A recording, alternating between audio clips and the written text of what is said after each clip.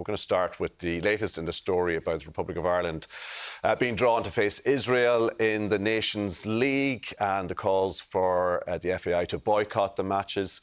Well, there's been developments today on that front in a letter written by the FAI and addressed by the FAI President Paul Cook to the members of the FAI General Assembly, who you may remember in November of last year voted to recommend that the FAI request UEFA to ban Israel from playing international competitions. Now, the letter today reiterates the FAI's intention to play Israel in the Games and also states that they intend to fulfil the home match at the Aviva Stadium as scheduled, despite fears about the security implications of that. They say not fulfilling the Games would bring serious consequences and would cause long-term harm to the sporting interests of Irish football. It's quite a detailed letter and a detailed statement. So just to run you through some of the key points, they say it is not a decision that has been taken lightly, that it will acknowledge it will be difficult for members and supporters, but as a member association, they are bound by UEFA's regulations. I mentioned the serious consequences: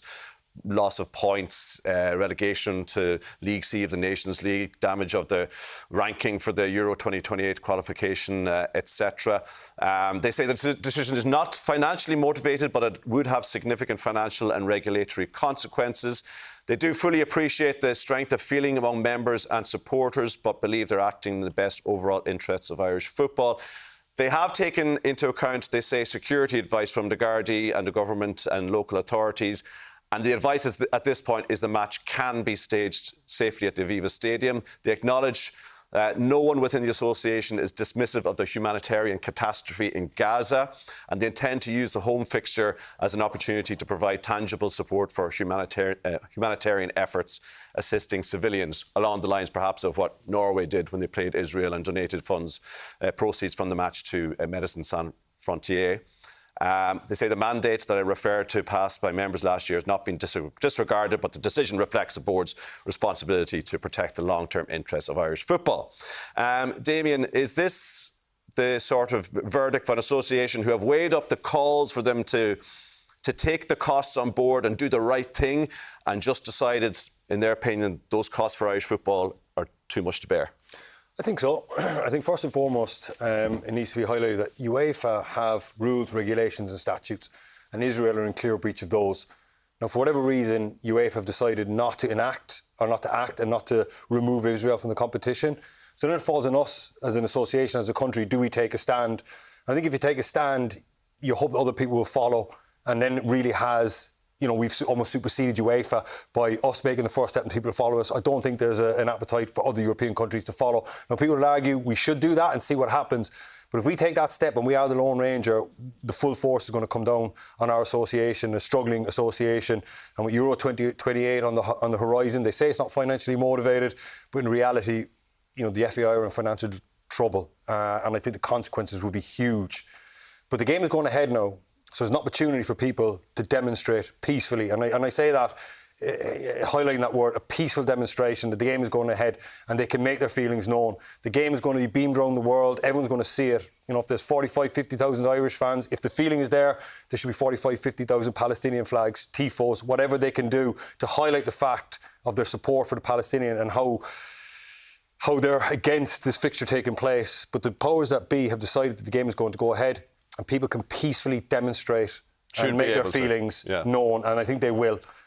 So, look, the game is going ahead now, and it remains to be seen what happens. The question, Keith, is, and Damien sort of got into that area, is how can the FAI, if this game is going to go ahead, reflect the really strong feelings of their own assembly? For example, the Professional Footballers Association of Ireland have come out today and said the majority of their members want the game boycotted. The general feeling in the country... you know, how can they get the message across?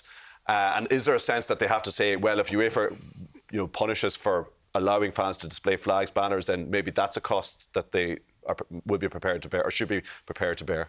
Yeah, it's such a difficult one, Tommy, because the game going ahead just feels a little bit unpalatable at the minute, and, you know, people like Damien, peaceful protest is a way forward, maybe something like that, so everybody can see how just how, I don't know what the right word is, how anxious we are that this game is going ahead, I suppose. And look, I think we can talk about the FAI, we can talk about the Irish government, but this lands on UEFA's doorstep, and the fact that it keeps rumbling on, it's just a little bit crazy to me. But I suppose the decision has been made. It's not one that I think is the right decision, to be honest with you. I understand the financial repercussions. I understand that the Irish clubs in Europe could be under threat. I understand all of that.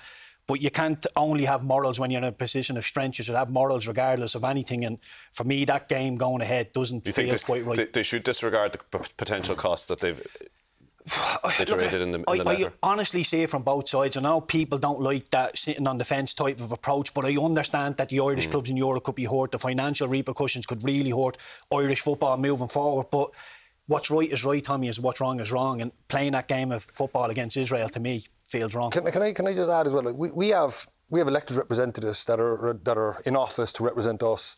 You know, about 6 years in the offing now, the Occupied Territories Bill. You know, I know it's been passed, but it hasn't been enacted yet for whatever reason. I know there's legal reasons around it.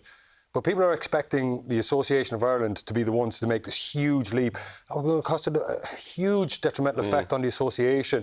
You know, people are not better off, but equally, you know, focusing on the government and saying, why is the Occupied Territories Bill not been enacted?